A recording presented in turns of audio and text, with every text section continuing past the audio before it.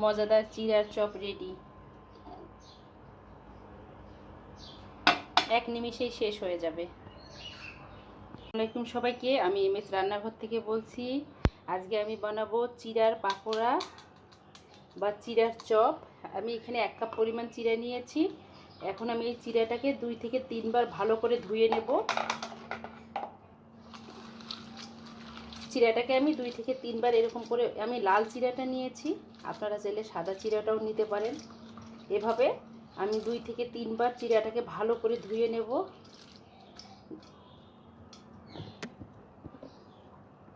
এটা ধোয়া শেষ। এখন আমি চিড়াটাকে রেখে দিলাম। এখানে আমি নিয়েছি পেঁয়াজ কুচি একটা বড় সাইজের, আর চিড়াটা আমি এখানে রেখে দিয়ে বাকি উপকরণগুলো রেডি করি।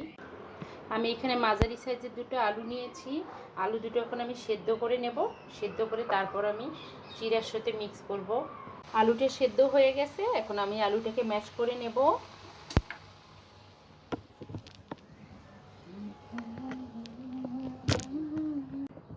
এই যে আমি এখন এখানে দিয়ে দিচ্ছি, আলুটা ম্যাশ হয়ে গেছে। আপনারা চাইলে গ্রেটারের সাহায্যও করে নিতে পারেন। আমি এটাকে ভর্তার মতো করে নিয়েছি। এখানে আমি এখন দিয়ে দিচ্ছি এটা।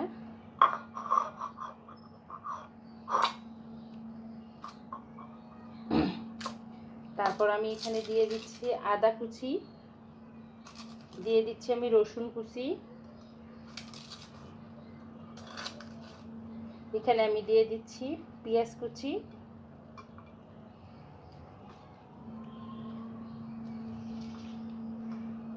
আপনারা আপনাদের স্বাদ মতো পেঁয়াজ দিতে পারেন। আমি এখানে দিয়ে দেব এখন গরম মশলার গুঁড়া। তারপর আমি দিয়ে দিচ্ছি তেলে নেওয়া জিরা, ভাজা জিরার গুঁড়াটা। আমি এখানে দিয়ে দিচ্ছি স্বাদ মতো লবণ। আর আমি এখানে কাঁচামরিচটা অ্যাড করব না, আমি দিয়ে দিচ্ছি রেড চিলিটা, চিলি ফ্লেক্সটা দিয়ে দিচ্ছি এখানে। আর আমি একটু কালার হওয়ার জন্য দিয়ে দেব হলুদ হালকা। এখন আমি এটাকে ভালো করে ম্যাশ করে নেব। মেখে নিতে হবে এরকম করে ভালো করে।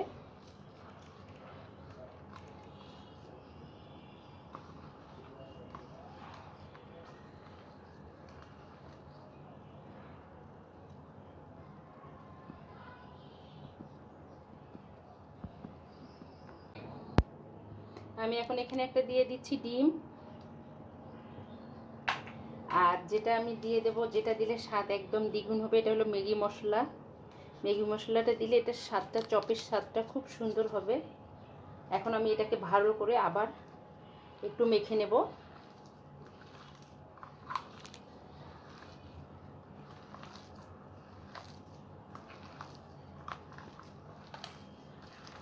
মাখা হয়ে গেছে। আমি এটাকে এখন হাতে সয়াবিন তেল মেখে গোল গোল করে নেব।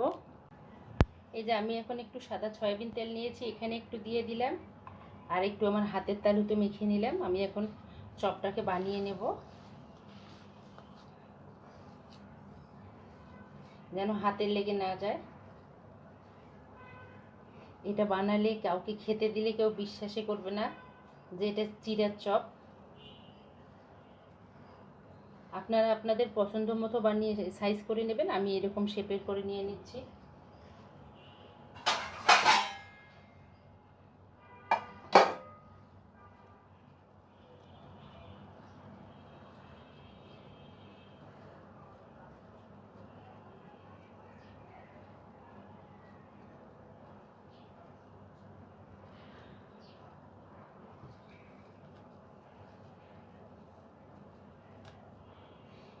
তেলটা আমি আরেকটু হাতে মেখে নিচ্ছি।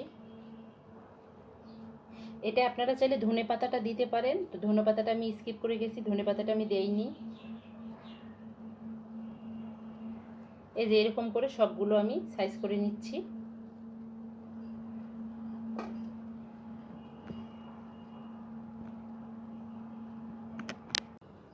আমি এখানে গুঁড়া করে নিয়েছি, এই যে টোস্টটা, বাজারে যে টোস্ট পাওয়া যায় সেই টোস্টটা আমি এখানে গুঁড়া করে নিয়েছি। এটা দিয়ে আমি এখন চপটা ভেজে নেব। আমি এখন এখানে ময়দা দিয়ে একটা ডো তৈরি করে নেব। ময়দা আমি এখানে দিয়ে দিচ্ছি 1/2 কাপ পরিমাণের মতো। আর আমি এখানে আবার দিয়ে দিচ্ছি লাল মরিচের গুঁড়া, হাফ চামচ লবণ আর একটু জিরার গুঁড়া দিয়ে এটাকে এখন আমি একটা ডো তৈরি করে নেব। তৈরি হয়ে গেছে। আমি এখন চপগুলো ভেজে নেব। আমি এই যে ডোয়ের মধ্যে চুবাই নিচ্ছি, চপটাকে চুবাই নিয়ে আমি এখানে যে বিস্কিটের গুঁড়াটা করছি এটার মধ্যে আমি হালকা করে মেখে নিচ্ছি, নিয়ে আমি এখন তেলের মধ্যে দিয়ে দেব। বিসমিল্লাহ। এভাবে আমি সবগুলো দিয়ে দেব।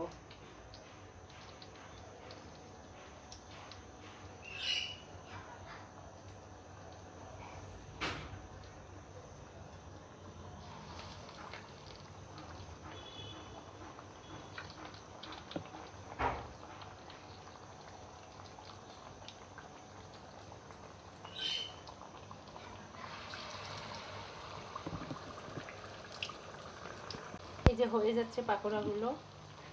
আমি একবার এপিট ওপিট করে দিয়েছি, আর একবার দিচ্ছি।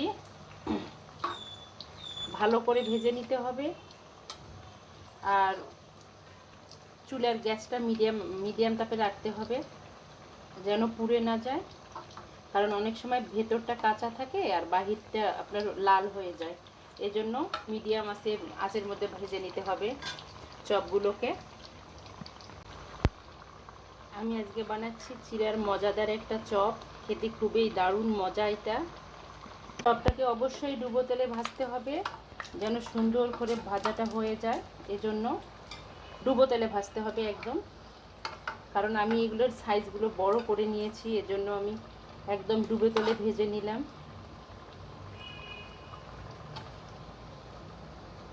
এটা খাওয়ার পর কেউ বলতে পারবে না যে এটা চিড়ার চপ। যতক্ষণ আপনি নিজের মুখে বলবেন না কেউ বুঝতে পারবে না যে এটা চিড়া দিয়ে বানানো চপ। অনেক মজা এটা খেতে।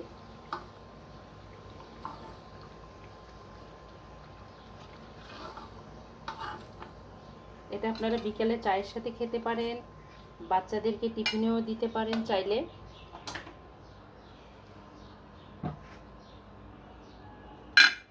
এই যে হয়ে গেল রেডি, আমার চিড়ার চপ রেডি হয়ে গেল। মজাদার একটা চপ।